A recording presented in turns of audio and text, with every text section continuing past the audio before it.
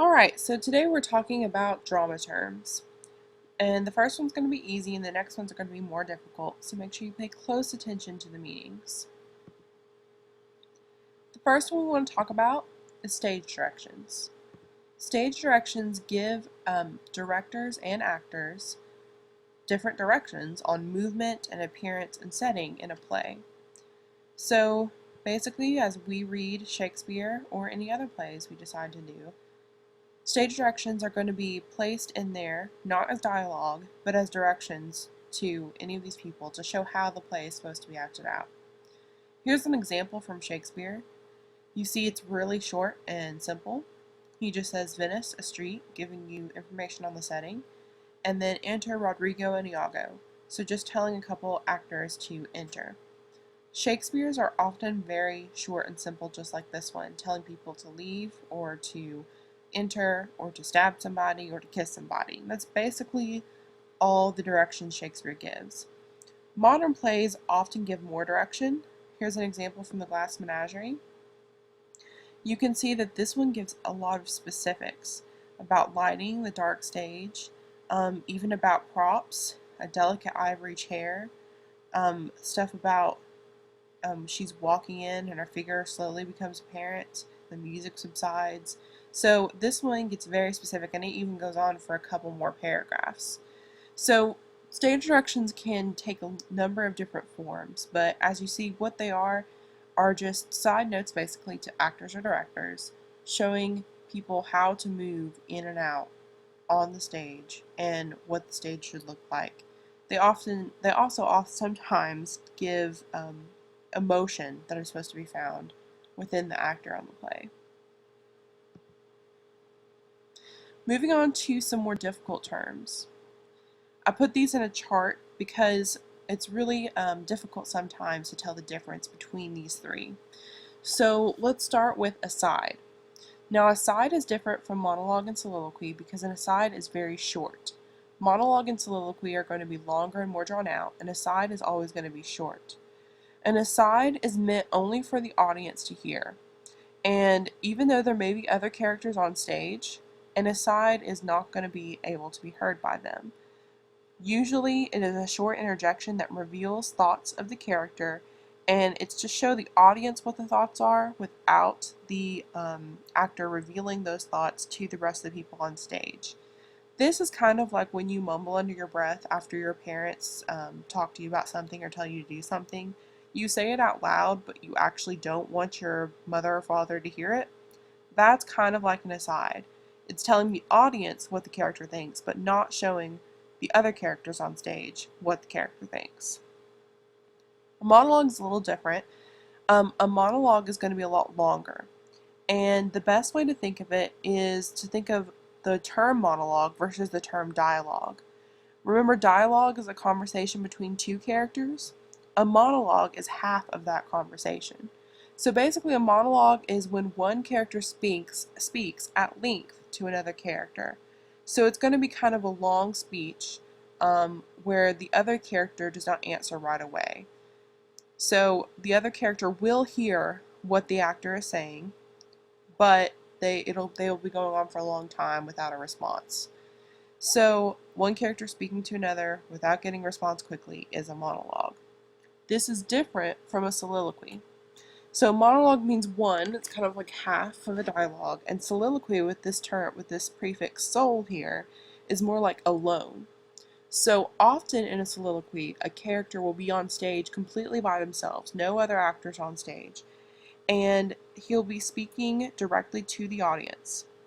So sometimes there will be other characters, but those characters are not supposed to hear, or the actor who is giving the soliloquy does not know that those characters can hear. This is important because soliloquies are meant to show an actor's thoughts. They're similar to when you talk to yourself out loud. In movies, oftentimes you can do away with soliloquies because you use voiceovers, so we can hear the character's thoughts without them actually moving their mouths. In a play, this doesn't work because it's all live. So in a play, soliloquies are basically a character speaking out loud to themselves, and the audience can hear but it is not said to another character. That's the main difference between the monologue and a soliloquy. A monologue is spoken to another character, a soliloquy is not. A soliloquy is just for the benefit of the audience. So I have a video that will show you both a monologue and a soliloquy. We're going to watch it real quick and see if you can pick out where the monologue is and where the soliloquy is.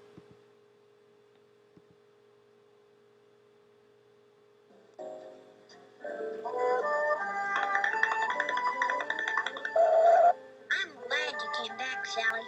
Once I sit here in this pumpkin patch, and you'll see the great pumpkin with your own eyes.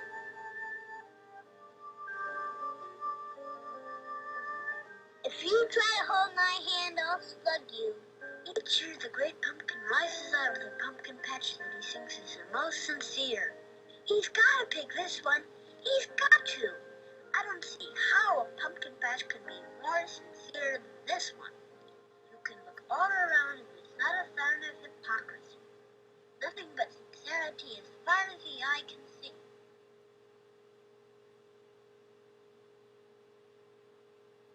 It's the great pumpkin! He's rising up out of the pumpkin patch!